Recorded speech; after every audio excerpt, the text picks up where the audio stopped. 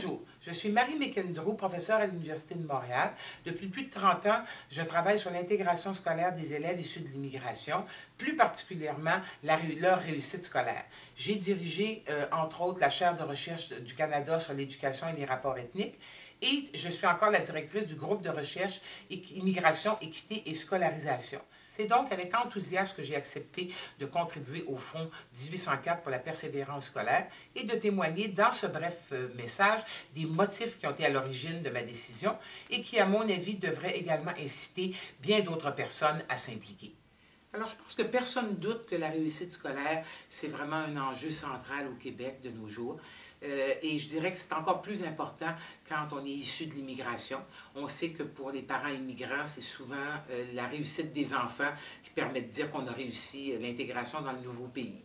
Il y a quelques années, on avait fait déjà une recherche en collaboration avec la communauté, ce qu'on avait appelé les communautés noires, mais au sein desquelles il y avait un groupe important de la communauté haïtienne, où on avait essayé de vérifier jusqu'à quel point est-ce que les enfants de cette communauté ont des problèmes de réussite.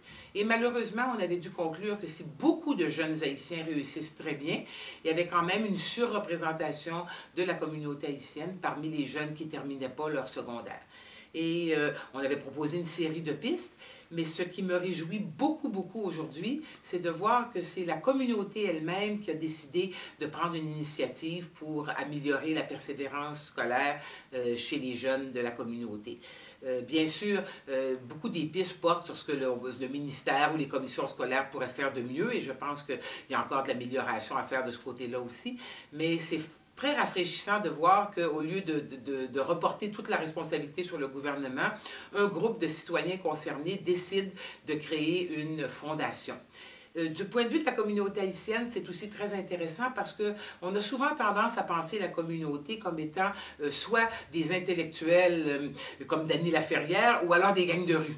Et là, tout à coup, on redécouvre, grâce à la Fondation, toute cette classe moyenne importante haïtienne, les professionnels, les entrepreneurs, qui contribuent tellement au Québec. Et on avait oublié que cette classe moyenne était là. Et c'est vraiment cette classe moyenne que la Fondation, évidemment, sollicite. Et donc, c'est tout à fait intéressant. Et j'ajouterais aussi qu'une des choses qui est novateur dans l'approche et qui témoigne bien que, d'une certaine façon, la communauté haïtienne, maintenant, est devenue la société d'accueil, au même titre que des communautés plus anciennes, eh bien, c'est qu'on a décidé que ce programme de bourse-là ne serait pas seulement destiné aux enfants d'origine haïtienne, mais qui serait ouvert en priorité aux enfants issus de l'immigration, mais aussi à n'importe quel élève qui pourrait être recommandé par une commission scolaire ou par un organisme non gouvernemental.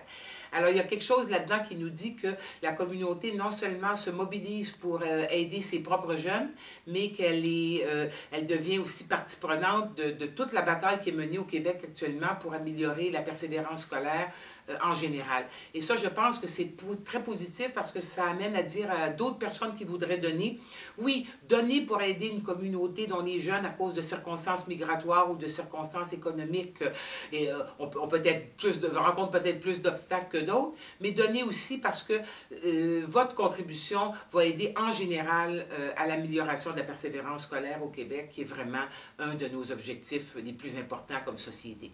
Merci.